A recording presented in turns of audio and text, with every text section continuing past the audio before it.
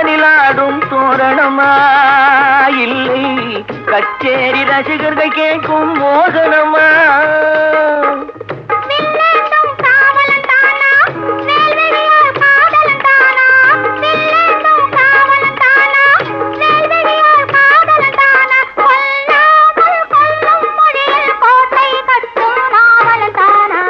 பேசுவது கிளியா